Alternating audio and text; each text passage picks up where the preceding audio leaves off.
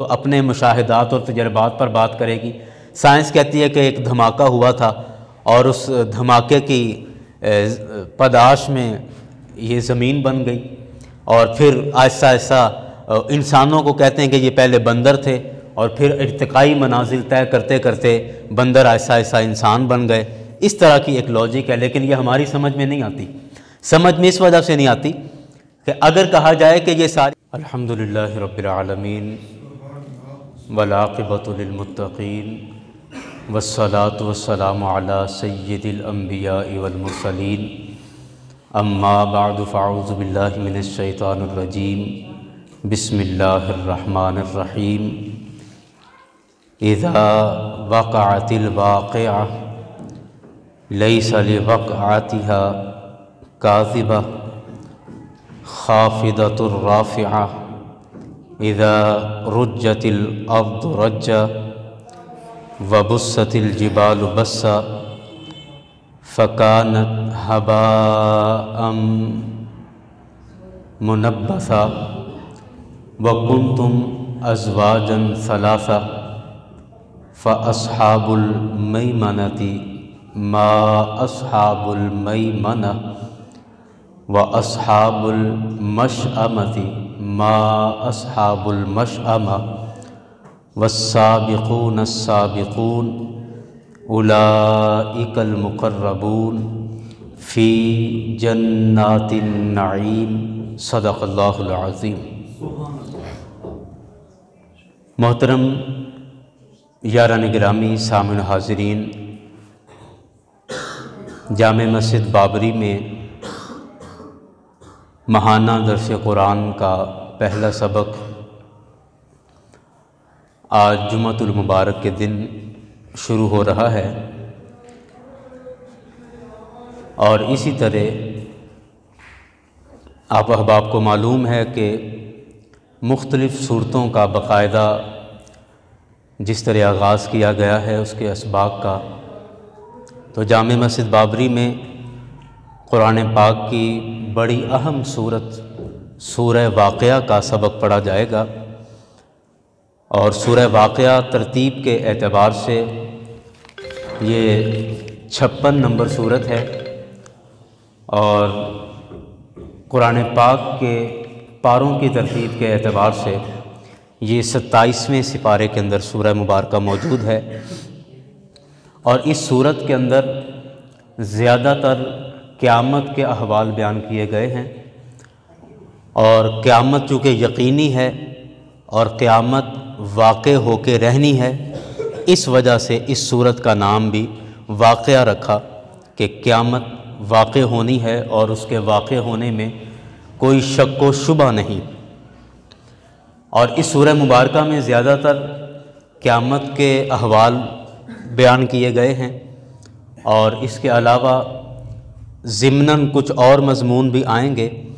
لیکن آج کی جو گفتگو سورہ واقعہ کی پہلی 12 آیتیں ہیں،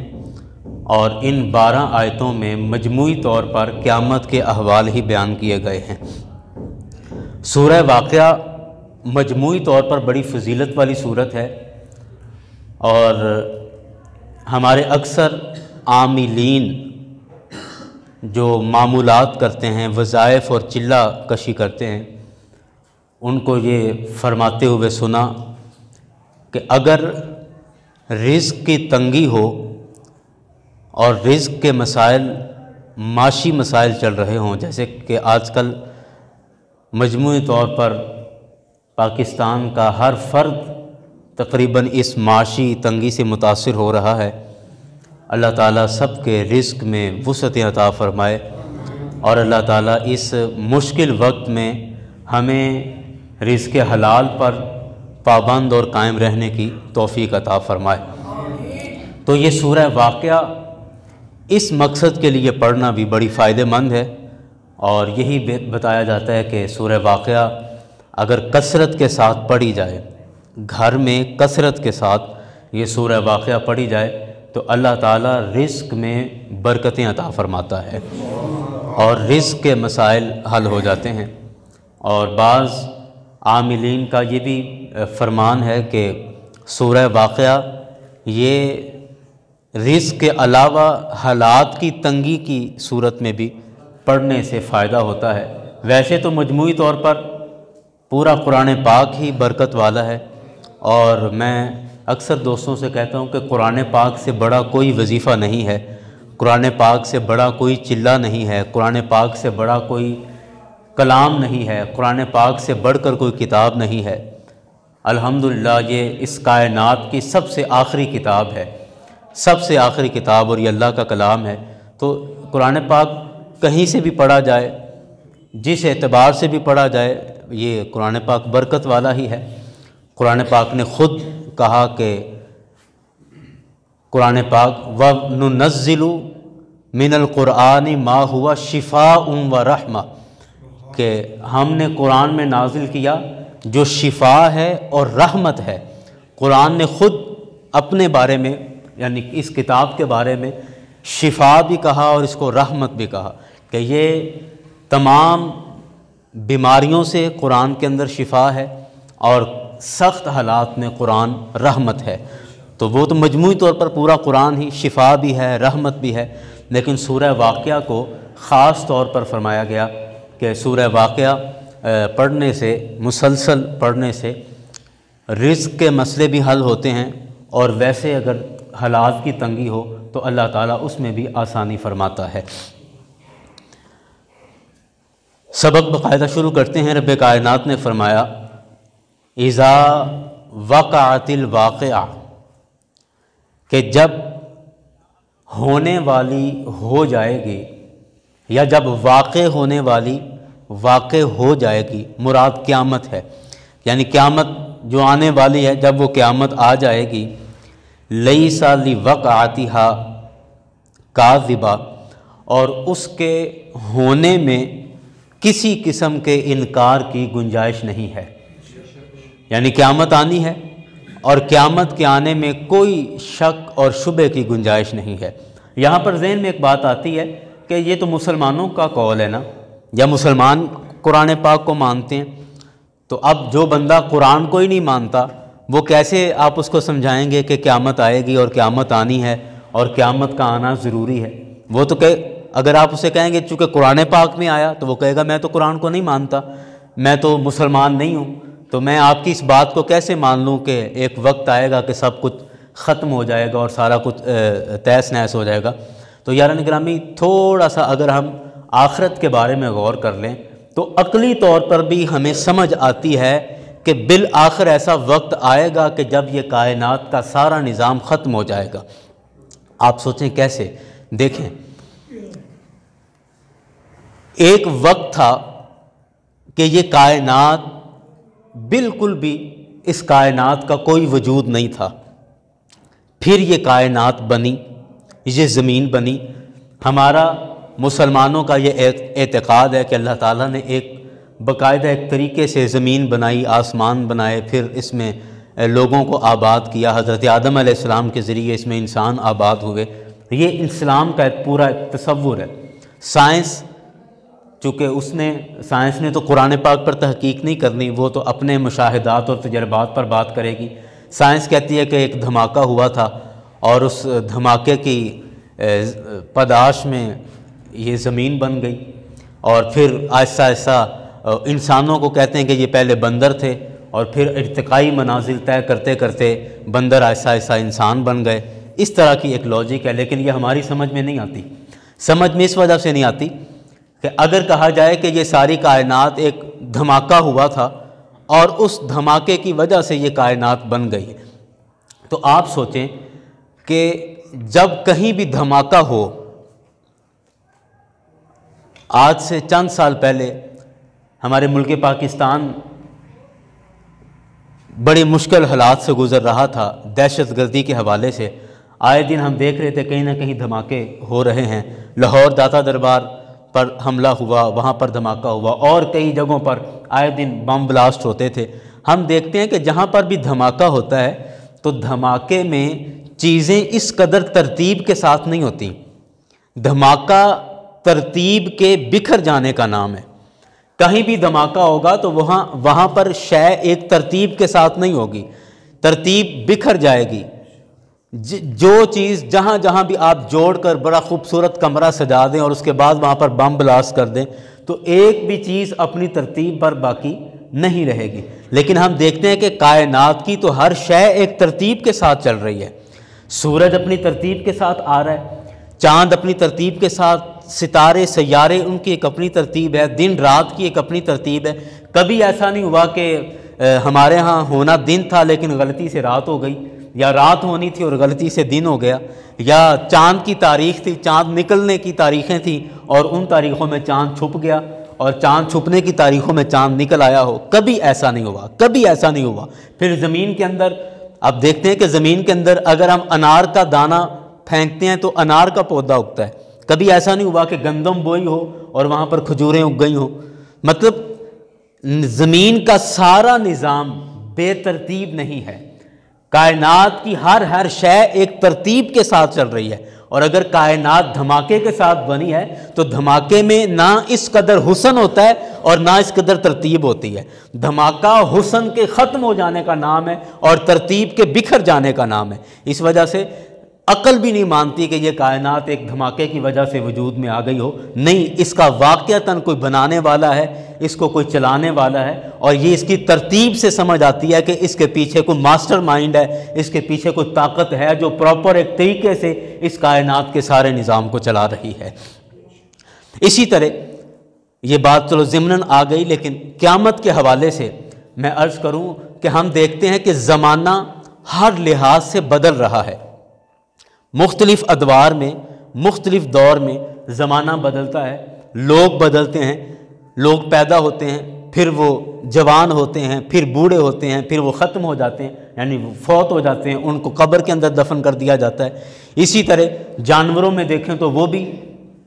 جانور پہلے پیدا ہوتا ہے، پھر اسی ترتیب کے ساتھ وہ جوان ہوتا ہے، اور پھر ایک لمٹ کے بعد، ایک عمر کے بعد وہ جانور ختم ہو جاتا ہے، وہ جانور فوت ہو جاتا ہے. اسی طرح درخت دیکھ لیں، یعنی کائنات کے اندر جو بھی نیچرل اور قدرتی چیزیں ہیں ہم ان سب کو دیکھ رہے ہیں کہ وہ ایک ترتیب کے ساتھ چل رہی ہیں، کہ پہلے وہ بنتی ہیں، پیدا ہوتی ہیں، بنتی ہیں، پھر آہستہ آہستہ ان پر عروج آتا ہے، عروج کے بعد آہستہ آہستہ پھر وہ کمزوری کی طرف آتی ہیں اور پھر بالآخر وہ ختم ہو جاتے ہیں. اور کائنات کی تمام چیزوں کا یہی حال ہے، کائنات کی تمام چیزوں کا یہی حال ہے. تو یہ نظام اور سسٹم ہمیں یہ بات سمجھا رہا ہے کہ ایک وقت آئے گا کہ جس طرح ایک وقت تھا کہ کائنات نہیں تھی اور کائنات بنی ہے، اسی طرح ایک وقت آئے گا کہ کائنات نہیں ہوگی. جس طرح اس کائنات اور اس زمانے کی ہر شے فنا ہو رہی ہے، وقت کے ساتھ ساتھ بدلتی جا رہی ہے، اور جو چیز بدلتی ہے، یہ اصول ہے سب کے ہاں کہ جو چیز بدلتی ہے کل متغیر حادث، یہ اصول ہے کہ ہر بدلنے والی شے بالآخر ختم ہوتی ہے. تو کائنات کا سسٹم چونکہ بدل رہا ہے، پیدا ہوتا ہے، پھر عروج پہ آتا ہے اور پھر ختم ہوتا ہے، تو یہ اصول ہمیں بتا رہا ہے کہ بالآخر یہ کائنات بھی ختم ہو جائے گی اور اس کا سارا نظام بھی ختم ہو جائے گا. تو لہٰذا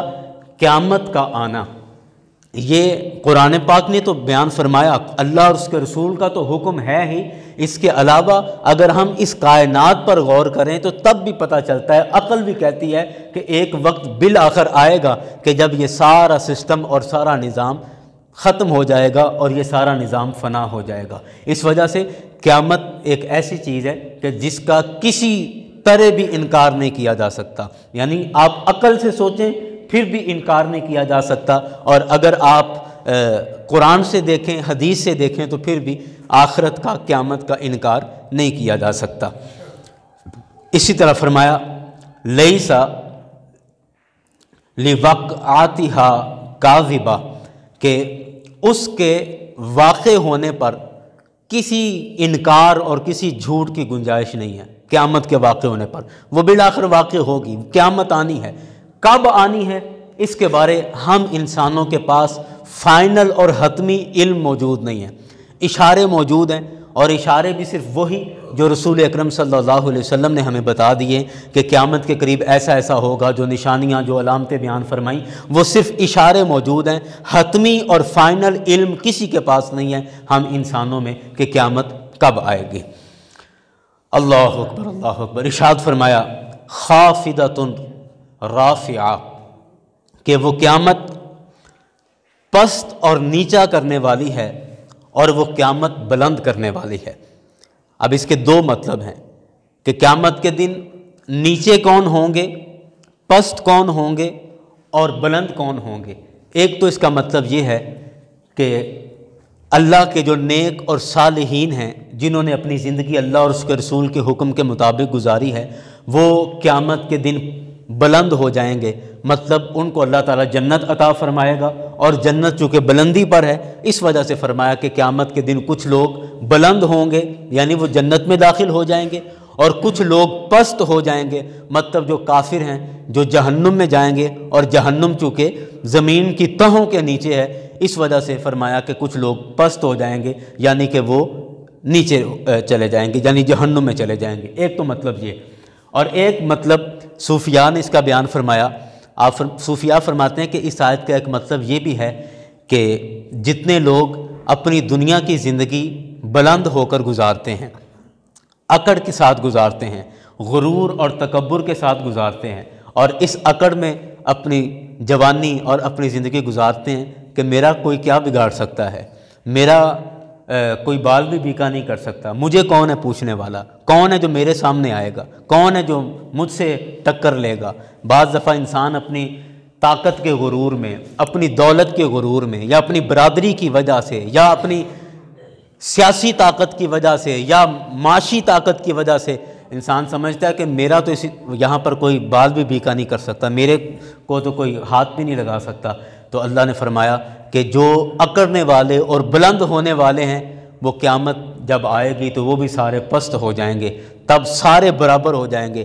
کوئی طاقتور ہے تو اس کو بھی فنا ہو جانا ہے، اور کوئی کمزور ہے تو اس کو بھی فنا ہو جانا ہے۔ تو اس لیے یہ غرور، یہ اکڑ، یہ تکبر اور یہ میں اور اپنی طاقت کا نشہ یہ ہمیشہ اور مستقل رہنے والا نہیں ہے۔ یہ طاقت کے نشے بڑے بڑے طاقتور لوگ آئے جن کی تاریخ میں آج صرف نام رہ گئے، اور جن کو اس زمانے نے ایسا عبرت کا نشان بنایا ہے کہ آج بھی لوگ ان پر لعنتیں بھیجتے ہیں۔ فرعون اور نمرود، ان کی طاقت کا کون اندازہ کر سکتا تھا؟ قارون کی طاقت کا کون اندازہ کر سکتا؟ آپ حیران ہوں گے، قارون حضرت موسیٰ علیہ السلام کے دور کا یہ آدمی تھا، اور اتنا مالدار تھا کہ اس کے خزانوں کی صرف چابیاں 40 اونٹوں پر صرف چابیاں اس کے خزانوں کی لادی جاتی تھیں۔ اس قدر امیر آدمی، اور انجام کیا ہوا؟ حضرت موسیٰ علیہ السلام نے جب اس کو زکوٰۃ دینے کا کہا تو اکڑ گیا، کہہ رہے کہ مال میرا، پیسہ میرا، کمایا میں نے، تو میں خام خواہ لوگوں میں کیوں تقسیم کروں؟ میرا دل کرے گا تو کروں گا، نہیں کرے گا تو نہیں کروں گا۔ اور وہ ایک کھڈے میں دھنس گیا، زمین پھٹی اور اس زمین میں وہ قارون دھنس گیا، اور اللہ تعالیٰ نے حضرت موسیٰ علیہ السلام کو حکم دیا کہ اس کا جتنا بھی مال ہے وہ سارے کا سارا اسی زمین میں بھر دو، یعنی زمین پھٹی ہے، نیچے قارون چلا گیا، اس کے اوپر سارا اس کا خزانہ ڈال دو، اور سارا خزانہ اس کے اوپر ڈال دیا گیا اور زمین برابر کر دی گئی۔ تو کیا بنا اس کا؟ کچھ بھی نہیں بنا۔ اس لیے علماء اکثر کہا کرتے ہیں کہ اللہ تعالیٰ سے دولت مانگو تو حضرت عثمان جیسی دولت مانگو، قارون والی دولت نہ مانگو، کہ یا اللہ ہمیں دولت قارون نہیں بلکہ ہمیں دولت عثمان عطا کر، کہ حضرت عثمان غنی کے پاس جو رضی اللہ عنہ کے پاس جو دولت تھی وہ دولت عطا کر، یعنی جس دولت کا سارا حساب کتاب ہو چکا تھا، جس کی زکوٰۃ بھی دی ہوئی تھی، صدقات بھی دیے ہوئے تھے، پاک مال اور پاک دولت تھی، وہ عطا کر۔ تو میں بات عرض کر رہا تھا کہ بڑے بڑے لوگ تاریخ کے اندر آئے لیکن کیا بنا؟ کچھ بھی نہیں، ختم ہو گئے۔ شداد کے ساتھ کیا ہوا؟ نمرود کے ساتھ کیا ہوا؟ پوری زمین پر واحد حکمران، پوری زمین پر ایک ہی بادشاہ، اور اس نمرود، اور اس کا کیا بنا؟ اس کے سر میں جوتے مار مار کے اس کو مار دیا گیا، اور ایک مچھر کے ذریعے اس کی موت واقع ہو گئی۔ تو اس لیے غرور اور اکڑ اور تکبر اور انا اور سمجھنا کہ میں بڑی شے ہوں اور میرا کوئی کیا بگاڑ سکتا ہے اور کون ہے جو میرے سامنے آئے گا، یہ تکبر سب اللہ تعالیٰ اس کو ختم کر دیتا ہے، اور ہمیشہ عاجزی اور انکساری اور جھک جانے والے کو ہمیشہ اللہ تعالیٰ سر بلند کرتا ہے۔ اس لیے فرمایا کہ خافضۃ الرافعہ، کہ پستی والے اور بلندی والے، یعنی پست ہونے والی اور بلند ہونے والے، یعنی جو اکڑنے والے ہیں وہ اس دن وہ بھی پست ہو جائیں گے اور وہ بھی برابر ہو جائیں گے۔ اور فرمایا کہ اذا رجت الارض رجا، فرمایا کہ وہ قیامت جب آئے گی تو اس دن کیا ہوگا، اذا رجت الارض رجا، کہ جب زمین کپ کپانے لگ جائے گی، زمین تھر تھرانے لگ جائے گی، زمین کانپنے لگ جائے گی، وبست الجبال بسا، اور پہاڑ چورا چورا ہو جائیں گے۔ وہ پہاڑ جو آج جن کو دیکھ کر ہیبت اور جن کو دیکھ کر خوف آتا ہے اور جن کی اونچائی کا اندازہ کرنا، جن کی اونچائی کا اندازہ لگانا ناممکن نظر آتا ہے، اور انسان سوچ نہیں سکتا کہ اس کو کوئی ہلا بھی سکتا ہوگا، کہ یہ لاکھوں ٹنوں اور اربوں کھربوں ٹن کا یہ وزنی پہاڑ، رب کائنات نے فرمایا وَبُسَّتِ الْجِبَالُ بَسًّا، کہ چورا چورا کر دیے جائیں گے یہ پہاڑ۔ فَكَانَتْ هَبَاءً مُنبَثًّا، فرمایا کہ یہ پہاڑ جب چورا چورا ہو جائیں گے تو یہ دھوپ میں روئی کی طرح یہ گولے بن کے ہوا میں اڑتے پھرے ہوں گے، اور یہ ہوا میں ایسے اڑیں گے جیسے روئی کی چھوٹی چھوٹی بوندیں یا روئی کے چھوٹے چھوٹے گولے تیز ہوا میں ایسے اڑا دیے جائیں تو آندھی چلے، اور یا آپ نے دیکھا جیسے آندھیاں چلتی ہیں تو ہوا میں شاپر اور کاغذ ہم دیکھتے ہیں کہ کیسے اڑتے پھرتے ہیں، ایسے ہی یہ پہاڑ قیامت کے دن ہوا میں اڑتے پھر رہے ہوں گے۔ اور رب کائنات نے ارشاد فرمایا وَكُنْتُمْ أَزْوَاجًا ثَلَاثًا، یہ بڑی اہم بات ہے، فرمایا کہ اس دن تم 3 گروہوں میں تقسیم ہو جاؤ گے،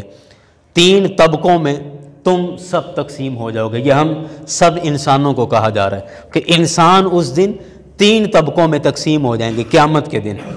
پہلا طبقہ کون سا ہے؟ فرمایا فَأَصْحَابُ الْمَيْمَنَةِ مَا أَصْحَابُ الْمَيْمَنَةِ، کہ پہلا طبقہ یہ ہے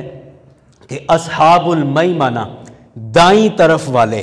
سیدھے ہاتھ والے، ما اصحاب المیمنہ، یہ کیسے ہیں جو سیدھے ہاتھ والے ہیں، دائیں طرف والے ہیں، پہلا طبقہ بیان کر دیا۔ دوسرا طبقہ فرمایا وَأَصْحَابُ الْمَشْأَمَةِ ما اصحاب المشأمہ، اور الٹے ہاتھ والے، بائیں جانب والے، کیسے ہیں یہ بائیں جانب والے۔ 2 طبقے ہو گئے، اور تیسرا طبقہ بیان فرمایا السابقون السابقون، تیسرا طبقہ وہ ہے جو آگے نکل جانے والے ہیں، جو آگے نکل جانے والے ہیں۔ یہ 3 طبقے اللہ تعالیٰ نے قرآن پاک میں قیامت کے دن بیان فرمائے کہ جب قیامت ہوگی تو قیامت میں بنیادی طور پر انسانوں کے 3 طبقے بن جائیں گے۔ ایک وہ طبقہ ہے جو سیدھے ہاتھ والا ہے، اور ایک وہ طبقہ ہے جو الٹے ہاتھ والا ہے، اور ایک وہ طبقہ ہے جو آگے نکل جانے والا ہے۔ اور یہاں پر میں اس کی وضاحت ضروری سمجھتا ہوں کہ رسول اکرم صلی اللہ علیہ وسلم نے ارشاد فرمایا کہ جو لوگ جنتی ہوں گے اور قیامت کے دن جن کا فیصلہ جنت میں جانے کا ہوگا، اللہ تعالیٰ ان کے نامہ اعمال ان کے سیدھے ہاتھ میں دے گا، ان کے نامہ اعمال ان کے سیدھے ہاتھ میں آئیں گے، اور انہی کو قرآن پاک نے اصحاب المیمنہ یعنی سیدھے ہاتھ والے لوگ کہا ہے۔ اور ایک طبقہ وہ جس کو رسول اکرم صلی اللہ علیہ وسلم نے بیان فرمایا کہ کچھ لوگ ایسے ہوں گے کہ جن کا فیصلہ جہنم میں جانے کا ہو چکا ہوگا، کہ جو دوزخ میں جانے والے ہوں گے، میرے کریم آقا نے فرمایا کہ ان کے نامہ اعمال ان کے الٹے ہاتھ میں یعنی بائیں ہاتھ میں دیے جائیں گے، اور قرآن نے انہی کو اصحاب المشأمہ یعنی بائیں ہاتھ والے، الٹے ہاتھ والے کہا ہے۔ تو اب فیصلہ ان دونوں گروہوں میں یہ فیصلہ ہو گیا کہ جنت میں جانے والوں کو اصحاب المیمنہ یعنی اصحاب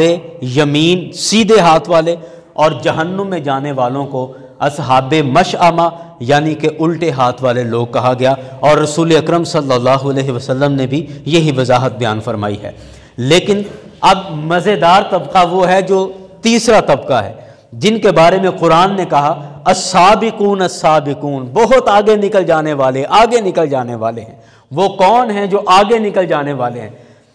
اللہ اکبر، اللہ اکبر۔ یاران گرامی، یہ وہ لوگ ہیں، اس سے مراد علماء نے ویسے مختلف طبقے یہاں سے بیان فرمایا کہ وہ جو نہ دائیں والے ہیں نہ بائیں والے ہیں، بلکہ وہ آگے نکل جانے والے ہیں، آگے نکل جانے والے ہیں۔ ان سے مراد ایک قول یہ ہے کہ بعض علماء نے فرمایا کہ اس سے مراد وہ لوگ ہیں جو ہجرت سے پہلے ایمان لا کر سرکار علیہ الصلوۃ والسلام کے غلام بن گئے۔ یہ بہت بڑا اس کے پیچھے ایک جملہ ہے، یا اس کا بیک اپ بہت بڑا ہے کہ ہجرت سے پہلے ایمان لانے کا مطلب کیا تھا۔ ہجرت سے پہلے ایمان لانے کا مطلب یہ تھا، آپ لوگ جانتے ہیں کہ رسول اکرم صلی اللہ علیہ وسلم کی حیات طیبہ کو اگر ہم 2 حصوں میں تقسیم کریں، آپ کو بات سمجھ آ رہی نا ساری؟ جی، سرکار علیہ الصلوۃ والسلام کی ساری حیات طیبہ کو اگر ہم 2 حصوں میں تقسیم کریں نا، تو ایک سرکار کی وہ زندگی ہے جو سرکار علیہ الصلوۃ والسلام نے مکہ شریف کے اندر گزاری، اور ایک رسول اکرم صلی اللہ علیہ وسلم کی وہ زندگی ہے جو سرکار علیہ السلام نے ہجرت کے بعد یعنی مدینہ شریف کے اندر گزاری۔ اور ان دونوں زندگیوں کا اگر آپس میں موازنہ کریں تو زمین آسمان کا فرق ہے۔ وہ کس طرح؟ مدینہ شریف کے اندر رسول اکرم صلی اللہ علیہ وسلم کی جتنی بھی حیات طیبہ تھی، یعنی تقریباً 10 سال آقا علیہ الصلوۃ والسلام نے مدینہ شریف کے اندر گزارے، وہ سارے کے سارا وہ دورانیہ، وہ 10 کے 10 سال ترقی کا دور تھا، آسانیوں کا دور تھا۔ رسول اکرم صلی اللہ علیہ وسلم نے مدینہ شریف تشریف لاتے ہی سب سے پہلے وہاں پر مسجد قائم کی، مسجد کے ساتھ سرکار علیہ السلام نے دوسرا جو کام کیا وہاں پر مارکیٹ قائم کی، پھر وہاں پر عدلیہ کا نظام قائم کیا، وہاں پر وہ تمام حکومتی شعبے قائم کیے جو آج کل ہم اپنی حکومتوں میں دیکھتے ہیں، یہ تمام شعبہ جات وہاں پر قائم کیے، باقاعدہ اپنی آرمی وہاں پر بنائی، عسکری قوت یعنی آرمی کی قوت وہاں پر بنائی، مجاہدین وہاں پر تیار کیے، وہاں پر باقاعدہ پارلیمنٹ بنا، لیکن یہ سارا کچھ مسجد میں ہوتا تھا۔ مدینہ شریف کے اندر سارا مرکزی سیکٹریٹ جو تھا وہ مسجد نبوی تھی، مسجد نبوی کے اندر ہی پارلیمنٹ تھی، مسجد نبوی کے اندر ہی سینٹ تھا جہاں پر سینیٹرز بیٹھتے تھے، مسجد نبوی کے اندر ہی یونیورسٹی موجود تھی جہاں پر اعلیٰ تعلیم دی جاتی تھی، مسجد نبوی ہی سپریم کورٹ تھی جہاں پر اعلیٰ فیصلے کیے جاتے تھے، مسجد نبوی ہی جو تھی وہ جو آرمی کا ہیڈ آفس ہے، وہ چیف آف آرمی سٹاف کا جو دفتر ہے وہ بھی مسجد نبوی تھی، یعنی سارے کے سارے فیصلے مسجد نبوی کے اندر ہوا کرتے تھے۔ اور مدنی زندگی جتنی بھی ہے، مدینہ شریف والی زندگی، وہ ساری کی ساری عروج کی زندگی ہے، آسانیوں کی زندگی ہے، اور اس میں مسلسل ترقیاں ہوئیں، لوگ دھڑا دھڑ فوج در فوج لوگ مسلمان ہوئے، بڑے بڑے لشکر اسلام کے تیار ہوئے، اور بڑے بڑے علاقے فتح کیے، غزوہ بدر کامیابی جو ہوئی، یہ بھی مدینہ شریف میں سرکار تھے، یہاں سے بدر کے مقام پر جنگ کرنے کے لیے گئے، اور کئی غزوے جو تھے وہ یہاں پر ہوئے۔ لیکن یہ سارا آسانیوں کا دور ہے، سارا آسانی اور ترقی کا دور ہے۔ اب اس کے برعکس جو سرکار علیہ الصلوۃ والسلام کی مکہ شریف والی زندگی تھی، مکہ شریف والی زندگی کو آپ دیکھیں تو وہ مسلسل تکلیفوں کی زندگی تھی۔ مکہ شریف کی جتنی بھی زندگی وہ مسلسل پریشانیوں اور دکھوں والی زندگی تھی۔ اب آپ دیکھتے ہیں کہ رسول اکرم صلی اللہ علیہ وسلم نے جب نبوت کا اعلان فرمایا تو تبھی سے آپ کی مخالفت شروع ہو گئی۔ اس سے پہلے لوگ آپ کی تعریفیں کرتے تھے، اور ایسا ہوتا ہے، لوگ آپ کی تعریفیں کرتے تھے، کہتے تھے آپ صادق بھی ہیں، آپ امین بھی ہیں، امانتیں بھی آپ کے پاس رکھواتے تھے، کہتے تھے سب سے سچا بندہ جو ہے محمد بن عبداللہ ہے صلی اللہ علیہ وسلم، بڑی تعریفیں کرتے تھے۔ لیکن جس دن رسول اکرم صلی اللہ علیہ وسلم نے نبوت کا اعلان فرمایا، جس دن اللہ اور اس کے رسول کی دعوت کا اعلان کیا، اس دن سے لوگوں نے مخالفت کرنا شروع کر دی۔ وجہ کچھ نہیں تھی، کوئی وجہ نہیں تھی، صرف وجہ یہ تھی کہ یہ ہمارے اندر ایک نیا کام اس نے شروع کیا، ہماری موجودگی میں ایک نیا چودھری ہمارے سامنے آ گیا، اور یہی وجہ تھی، یہی آفریں کرائیں۔ حضرت جناب ابو طالب سے کہا، جو مکے کے بڑے بڑے کافر تھے، انہوں نے کہا کہ آپ کا بھتیجا جو نئے مذہب کا اعلان کر رہا ہے اور لوگوں کو اپنے ساتھ جوڑ رہا ہے، اور ہمارے بتوں کا انکار کر رہے ہیں، اور ایک اللہ کی عبادت کی جو بات کر رہے ہیں، تو یہ کس وجہ سے کر رہے ہیں؟ اگر تو محمد بن عبداللہ صلی اللہ علیہ وسلم، اگر تو یہ چدراہٹ کے لیے سارا کچھ کر رہے ہیں، تو آپ اپنے بھتیجے کو جا کے سمجھائیں کہ وہ اس کام سے باز آ جائے۔ ہم مکے کا سردار ماننے کے لیے اس کو تیار ہیں کہ ہم اس کو مکے کی چدراہٹ دیتے ہیں، اور اگر وہ اس دین کی تبلیغ اس وجہ سے کر رہے ہیں کہ انہیں مال و دولت کی ضرورت ہے، پیسہ کمانا چاہ رہے ہیں، تو ہم مکے کا سارا مال لا کے ان کے قدموں میں ڈھیر کر دیتے ہیں۔ اور اگر وہ یہ کام یہ تبلیغ اور یہ واعظ و نصیحت اس وجہ سے کر رہے ہیں کہ انہیں کسی خوبصورت خاتون سے شادی کرنی ہے، تو مکے کے جس گھر میں وہ شادی کرنا چاہتے ہیں ہم ان کی شادی کروا دیتے ہیں، لیکن اپنے بھتیجے کو سمجھائیں کہ وہ باز آ جائے، رک جائے، یہ کام نہ کرے۔ تو جناب ابو طالب نے رسول اکرم صلی اللہ علیہ وسلم کو آگے یہی بات کہی، فرمایا کہ کہا کہ بیٹا میرے پیارے بھتیجے، یہ مکے کے کافر اور سرداروں نے یہ کہہ کر بھیجا ہے اور یہ آفرز کروائی ہیں کہ آپ اپنے کام سے باز آ جائیں اور اس کے بدلے میں آپ کو جو بھی چاہیے ہم آپ کو دیں گے۔ اگر آپ مکے کی چدراہٹ چاہتے ہیں ہم وہ بھی دینے کے لیے تیار ہیں، اگر آپ کو پیسہ چاہیے تو ہم مکے کا سارا مال دینے کے لیے تیار ہیں، اگر کوئی شادی وادی کا چکر ہے تو ہم وہ بھی کرنے کے لیے تیار ہیں، لیکن اس کام سے باز آ جائیں، قربان جائیں۔ ایسے سخت اور مشکل حالات میں رسول اکرم صلی اللہ علیہ وسلم نے ارشاد فرمایا کہ اے چچا، اگر یہ لوگ میرے ایک ہاتھ پر چاند اور دوسرے ہاتھ پر سورج لا کر بھی رکھ دیں تو پھر بھی میں اللہ کی وحدانیت کا اعلان کرنے سے باز نہیں آؤں گا۔ تو اس وقت جو اب یہ مکی کا جو ماحول تھا کہ کوئی ڈرتا مسلمان نہیں ہوتا تھا کہ کلمہ پڑھ لیا تو یہ سردار ماریں گے، اور اگر کوئی مسلمان ہو گیا تو وہ اپنے اسلام کا اظہار نہیں کر رہا تھا، لوگوں کو بتا نہیں رہا تھا کہ میں مسلمان ہو چکا ہوں، کہ اگر بتایا تو لوگ پکڑ کے ماریں گے۔ اور حضرت سیدنا صدیق اکبر رضی اللہ تعالی عنہ کے ساتھ کیا ہوا، خانہ کعبہ کے اندر جب آپ نے حرم کعبہ، خانہ کعبہ کے دروازے پر کھڑے ہو کر آپ نے اپنے ایمان اور اسلام کا اعلان کیا تو گنڈوں نے، مکے کے گنڈوں نے اور کافروں نے پکڑ کے آپ کو مارا، اور اس قدر مارا کہ آپ کی آنکھیں سوج گئیں اور سوج کے بند ہو گئیں اور آپ بے ہوش ہو کے گر گئے، اور بے ہوشی کی حالت میں آپ کو اٹھا کے آپ کے گھر لایا گیا تھا۔ اس طرح حضرت بی بی سمیہ رضی اللہ عنہا، ان کے ساتھ کیا کیا گیا، ابو جہل نے نیزہ مار کے ان کو شہید کر دیا۔ اسی طرح حضرت یاسر کے ساتھ کیا کیا گیا، آپ کی ٹانگوں میں رسیاں باندھ کر، ایک ٹانگ پر رسی باندھ کے ادھر اونٹ کے ساتھ باندھ دی، دوسرے ٹانگ پہ رسی باندھ کے ادھر اونٹ کے ساتھ باندھ دی، ادھر والا اونٹ ادھر کو چلا دیا، ادھر والا اونٹ ادھر کو چلا دیا، اور اسی طرح آپ کی شہادت واقع ہو گئی۔ یعنی مسلمانوں پر مسلسل ظلم و ستم کیا جا رہا تھا، مسلسل ظلم و ستم کیا جا رہا تھا۔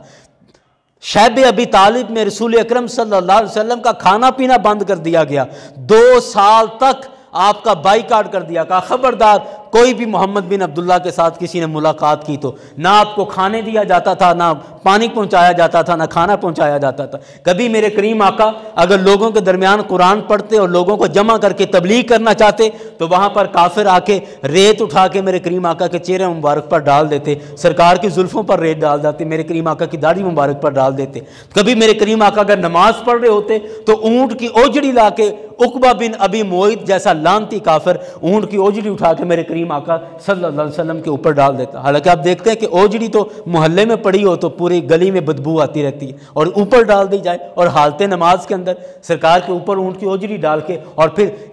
ہاتھ پہ ہاتھ مار کے ہنس رہے ہیں اور ہنس ہنس کے ایک دوسرے کے اوپر گر رہے ہیں کہ یہ اپنے رب کی عبادت کر لے اپنے رب کی عبادت، اور اونٹ کی اوجڑی لا کے اوپر ڈال دی۔ اس ظلم و ستم کے ماحول میں اب دیکھیں، اب یہ سارا منظر آپ نے سن لیا کہ مدینہ شریف کی جتنی بھی زندگی تھی وہ بڑے سکون والی زندگی تھی، اور اس میں ترقیاں ہو رہی تھی، مسلسل ترقیاں ہو رہی تھی۔ لیکن مکہ شریف کے اندر جتنی بھی میرے کریم آقا صلی اللہ علیہ وسلم کی اعلان نبوت کے بعد والی زندگی ہے وہ ساری مسلسل تکلیفوں میں، مسلسل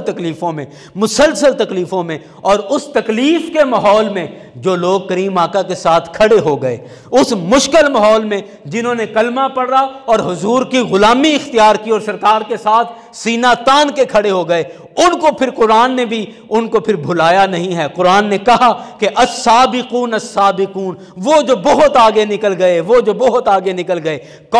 کون آگے نکل گئے؟ حالانکہ جنت والے تو وہ بھی ہیں جن کے نامہ اعمال دائیں ہاتھ میں آ گئے، وہ بھی جنت والے ہیں، لیکن ان لوگوں کو جو آگے نکل جانے والے، جن کو کہا تیسرا طبقہ ہے، ان جنتیوں سے بھی ان کو زیادہ پروٹوکول دیا۔ کیوں؟ کیونکہ اس مشکل وقت میں یہ کریم آقا صلی اللہ علیہ وسلم کے ساتھ کھڑے تھے، اس مشکل وقت میں یہ رسول اکرم صلی اللہ علیہ وسلم کے ساتھ کھڑے تھے، اور اس وقت جب انہیں پتہ تھا کہ کبھی بھی ہماری موت واقع ہو سکتی ہے، کبھی بھی ہمیں قتل کیا جا سکتا ہے، کبھی بھی ہمیں شہید کر دیا جا سکتا ہے، لیکن اس کے باوجود یہ ڈٹے ہوئے تھے۔ ان میں جناب حضرت سیدنا صدیق اکبر رضی اللہ عنہ کی ذات ہے، ان میں حضرت سیدہ خدیجہ الکبریٰ رضی اللہ عنہا، ان کی ذات مبارکہ ہے۔ خاتون ہو کر میرے کریم آقا صلی اللہ علیہ وسلم نے، سبحان اللہ سبحان اللہ،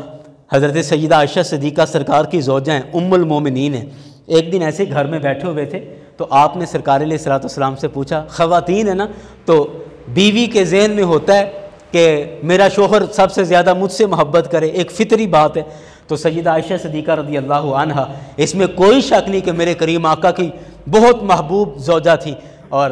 آپ سرکار علیہ الصلوۃ والسلام سے پوچھتی ہیں کہ یا رسول اللہ صلی اللہ علیہ وسلم، آپ مجھے بتائیے کہ آپ اپنی تمام ازواج میں، تمام بیویوں میں سب سے زیادہ کس سے محبت کرتے ہیں؟ تو میرے کریم آقا صلی اللہ علیہ وسلم، میرے کریم آقا قربان جائیں، میرے نبی جیسا کوئی غم گسار اور میرے نبی جیسا کوئی دل رکھنے والی ذات کائنات میں اور پیدا نہیں ہوئی۔ میرے کریم آقا سمجھ گئے کہ عائشہ کیا مجھ سے سننا چاہ رہی ہے، اور پھر جو حقیقت تھی وہ بھی بیان کرنا تھی۔ تو میرے کریم آقا نے فرمایا کہ اے عائشہ، خدیجہ کے بعد تم ہی تو سب سے محبوب ہو مجھے،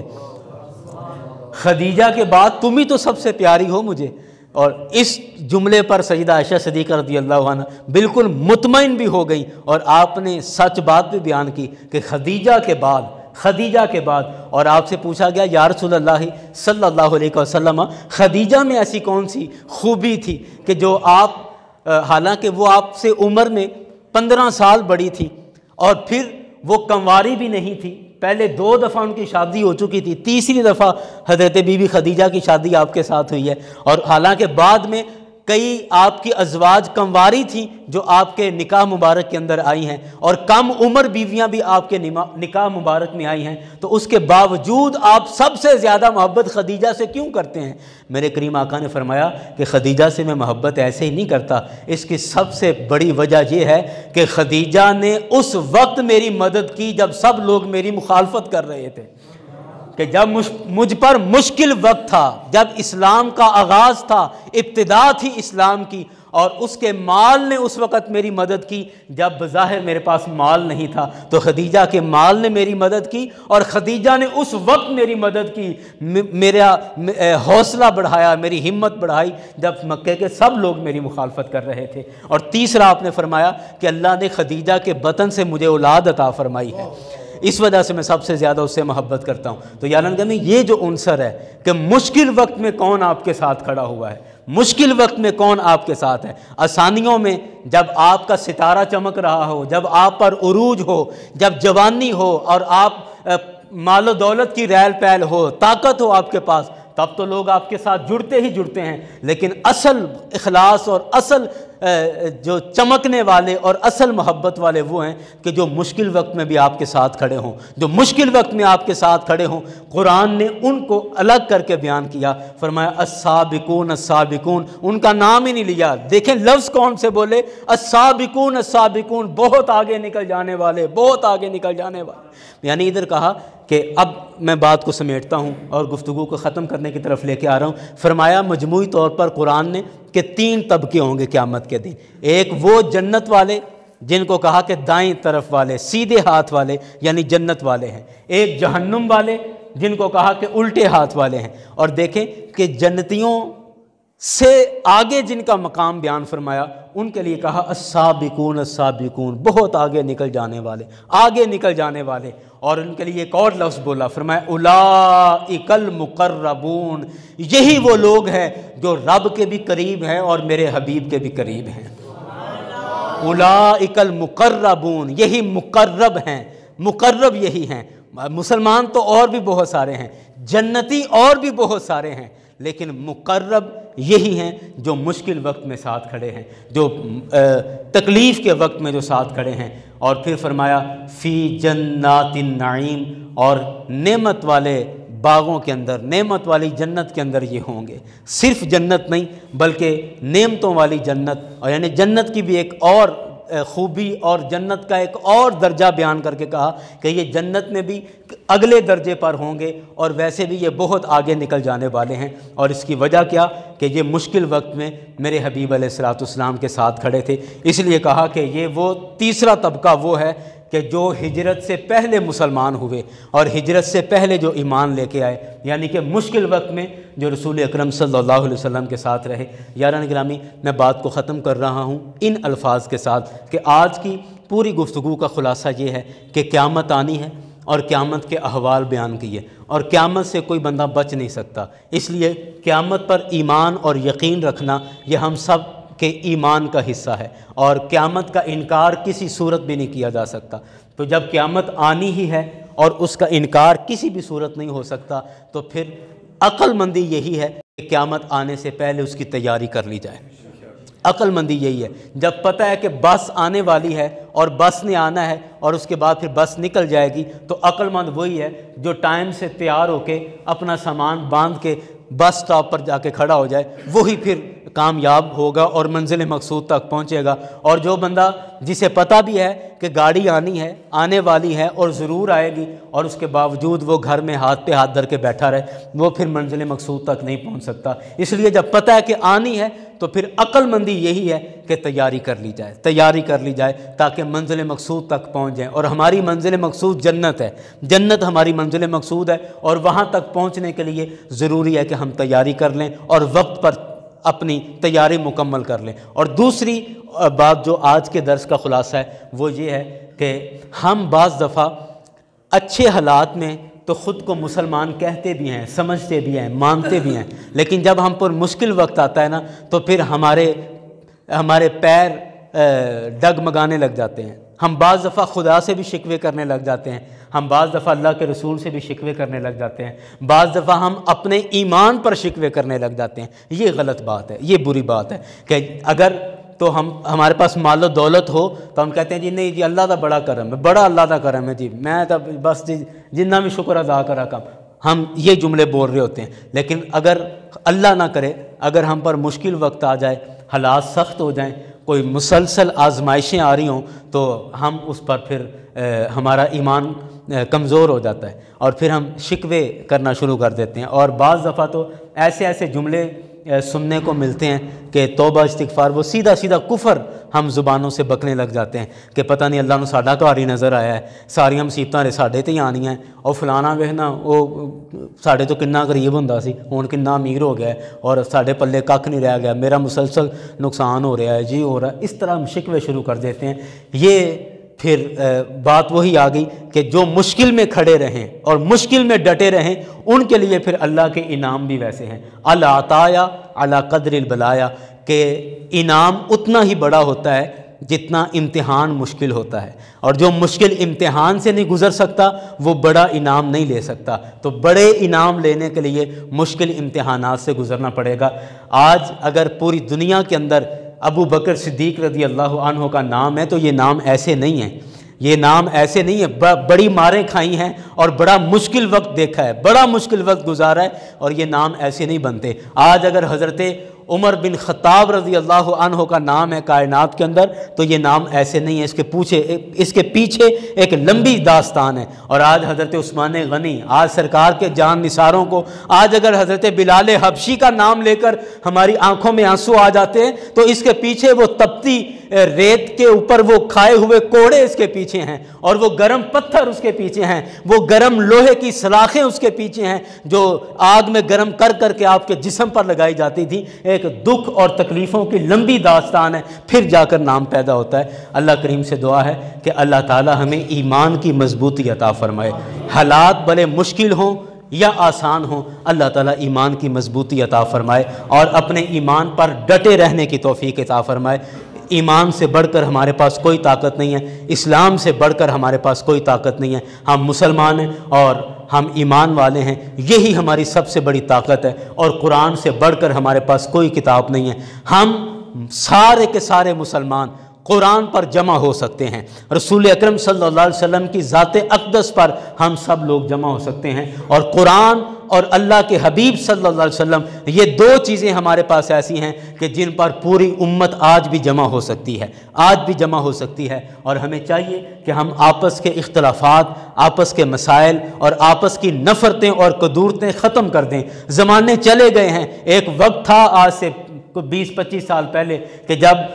ہم آپس میں لڑتے تھے اور بڑا لڑا کرتے تھے، لیکن آج دشمن ہم سب کو برابر ٹارگٹ کیے ہوئے، دشمن ہم سب کو برابر نشانے پہ رکھے ہوئے، اور آج اگر ہم آج بھی نہ جاگے اور اس خواب سے اور اس غفلت سے آج بھی بیدار نہ ہوئے اور اپنے دشمن کو نہ پہچانا، تو پھر ہم آپس میں لڑنے لائق بھی نہیں رہیں گے، ہمارا وجود ہی ختم ہو جائے گا۔ تو پھر لڑیں گے کس کے ساتھ؟ آپس میں تب لڑیں گے جب وجود باقی ہوگا۔ تو وجود باقی رکھنے کے لیے ہمیں اپنے دشمن کو پہچاننا ہے، اور اس وقت ہمارا دشمن صرف عالم کفر ہمارا دشمن ہے، اس وقت صرف یہود و نصارہ ہمارے دشمن ہیں، اور اس وقت قادیانی اور مرزائی ہمارے دشمن ہیں۔ ہمیں ان کا مقابلہ کرنا ہے اور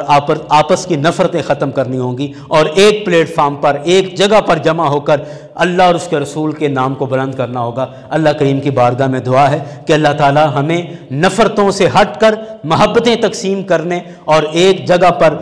جمع ہو کر اللہ اور اس کے رسول، صرف اللہ اور اس کے رسول کے لیے کام کرنے کی اللہ تعالیٰ توفیق عطا فرمائے، اور اللہ تعالیٰ قرآن پاک کے اسباق ہم سب کے لیے آسان فرما دے، اور قرآن پاک کو ہمارے لیے آسان کر دے، اور اس پر عمل کرنا ہم سب کے لیے آسان فرما دے۔ وما علینا الا البلاغ۔